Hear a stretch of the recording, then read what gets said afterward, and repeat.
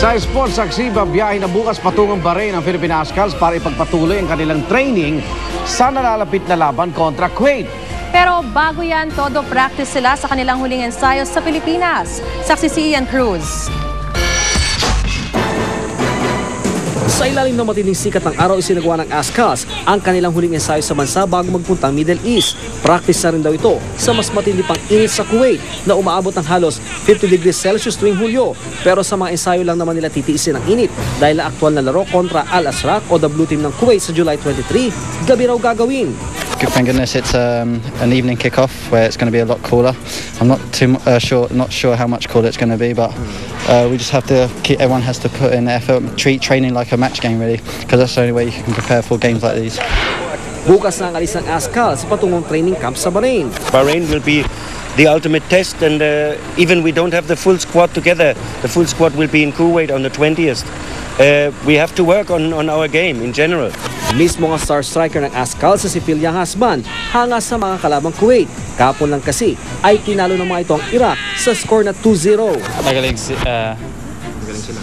So yeah, I mean it will be a challenge for us and sana manalo tayo. Pero yung goal namin is not to lose sa Kuwait, yes. Tapos babalik kami dito, tapos manalo dito sa Pilipinas. Kabilang sa mga babantayan nila ay ang Kuwaiti star player na binansagang Arab Ronaldinho, sunod sa pangalan ng Brazilian international football superstar. Kung hindi niya naman kaya siguro yung 11 kung siya lang mag-isa. Siyempre, laban. Kung meron silang ganun, siyempre, kailangan i-challenge natin sila. Ako si Ian Cruz, ang inyong saksi. Nakausap na ng GMA News ang babaeng iniuugnay sa isyu ng umano'y rape ng ilang miyembro ng Philippine Ascals. Pero tumanggi siyang pag-usapan ng isyu dahil hindi pa raw ito alam ng kanyang mga kaanak. Sa halip, naglabas siya ng hinanakit sa umano'y pag-etsapwera sa kanya ng isang magazine kung saan siya nagmomodelo. Paniwala niya tinanggal siya ng magazine dahil sa isyu ng umano'y rape. Nauna na itinanggi ng mga miyembro ng Ascals ang alegasyon. Hanggang ngayon, wala pa rin pong opisyal na reklamong lumulutang laban sa kanila. Inimbentong flying object sa Japan parang lumilipad na bola. At nanalong Best Female Athlete sa ESPY Awards na starstruck kay Justin Bieber. Narito ang report. Mga UFO pero hindi galing sa kalawakan ng mga ito. Futuristic circular flying object ito na inimbento ng mga researcher ng Ministry of Defense sa Japan. Remote control ito at gawa sa carbon fiber kaya magaan at kayang lumipad ng hanggang 8 minuto sa bilis na 60 kilometro kada oras. Meron din itong camera at transmitter para makapagpadala ng live video.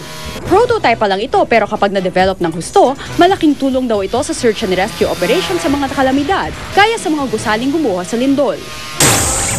And the winner goes to the Dallas Mavericks. Matapos tanghaling champion sa huling NBA Finals kontra Miami Heat, kinilala ang Dallas Mavericks bilang best team sa ESPY Awards ng sports channel na ESPN. Ang star player naman ng Dallas na si Dirk Nowitzki ang kinilalang best male athlete. Best female athlete naman for the second straight year ang Olympic at World Cup champion skier na si Lindsey Vonn, na tila na starstruck sa presenter, ang teen heartthrob na si Justin Bieber.